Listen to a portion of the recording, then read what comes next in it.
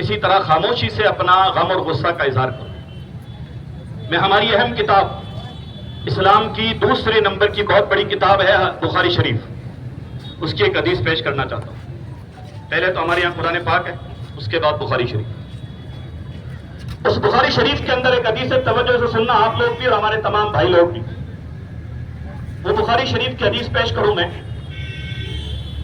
वो बुखारी शरीफ की हदीस ये है, तवज्जो मेरी तरफ तो, कि हमारे नबी सल्लल्लाहु अलैहि वसल्लम का जो सिस्टम है ना, अगर वो आ जाता है तो एक बहुत बड़ा मसला ये होता है कि गरीबी दूर हो जाती है। लेकिन ये करनी नहीं है ना, ये करेंगे तो फिर मेरे पास कौन आएगा? दुरूद शरीफ पढ़ लें एक बार।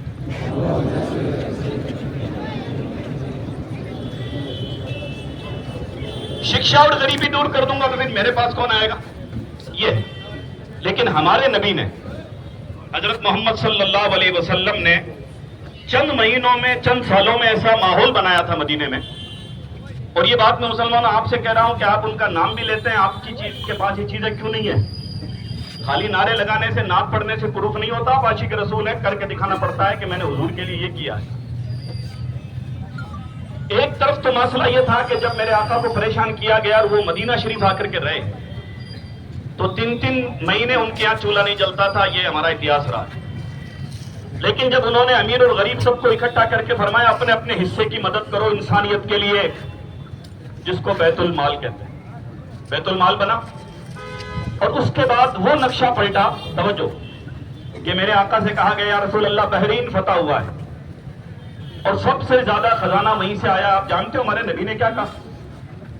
हमारे नबी ने फरमाया हमारा बैतुल माल यानी हमारा जो फंड है, हमारा जो चैरिटी का जो सेंटर है, वो फुल भरा हुआ है। इस सारे माल को रोड पे डलवा दो, बाहर चौक में। बोलो अल्लाहु अकबर। अल्लाहु अकबर। अक्सर तकरीरों में जाता हूं तो कहता हूं आज के क्या अमेरिका के वित्त मंत्रालय के पास ये ताकत है? पावरफुल है ना भी वो।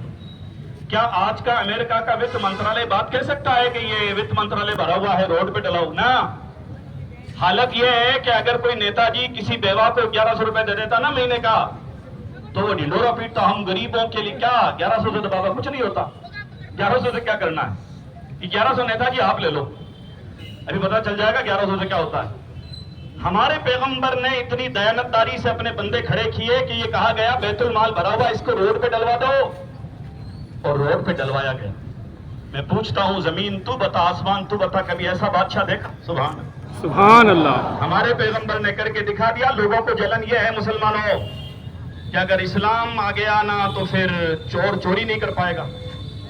अभी जिस बच्ची के साथ में एक गलत हरकत हुई हॉस्पिटल में, जो आपने पूरा वाकया पढ़ा देखा, अगर ये इस्लामी निजाम होता ना तो किसी की हिम्मत नहीं पड़ती किसी लड़की को आंख भर करके देख ले।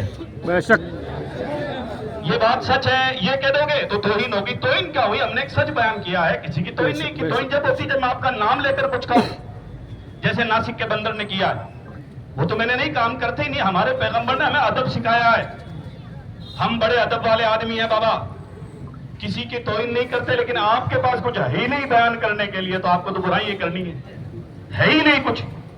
हमारा कुरान जिस दिन पढ़ना, मैं आज के इस जलसे में अपने हिंदू भाइयों से भी एक रिक्वेस्ट करूंगा, किसी दिन टाइम निकालकर हमारी मस्जिद आइए और हमारा कुरान का ट्रांसलेशन पढ़िए।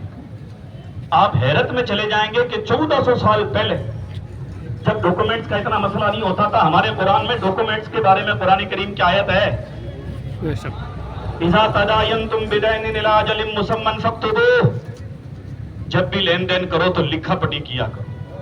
सुभान अल्लाह।